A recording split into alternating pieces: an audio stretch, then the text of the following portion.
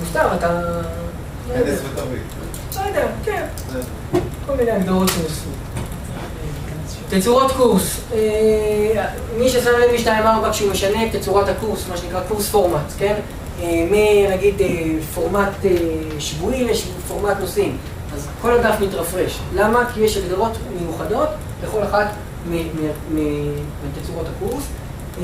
וגם אחד הדברים שהצטרפו ב2.6, שזה יכול להיות נחמד, היכולת להגדיר את תצורת קורס, שכל הקורס זה רק פעילות מסוימת. אני רוצה קורס שכולו בוחן, קורס שכולו סקור, בסדר?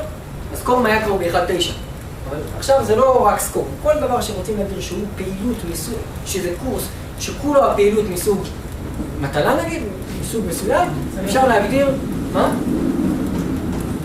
אני אראה לך? בדרך כלל בארגונים המרצה לא יכול לפתוח לעצמו את הקורס. זה לא פתיחת הקורס, אתה נכנס ובהגדרות הקורס, אתה עורך את זה שהקורס הוא רק מטלה. בדרך כלל זה גם לא יהיה לקורסים שהמרצים מעבירים, אלא למשל קורס... הכרת הספרייה, או קורס, זה בדרך כלל יהיה, אני לא יודע, איזה מצגת על בטיחות, או כל מיני דברים מהסוג הזה. מאגרים. יש לנו במערכת כל מיני מאגרים כמו גוגל דוקס ודברים כאלה שאפשר להביא מתוכם. פליקר, דרופבוקס, לא יודע, כל מיני דברים שאפשר להביא מהם קבצים, נוסף סקיידרייב, החל מ2.6, אנחנו לא מדברים על זה כי זה מייקרוסופט. מה?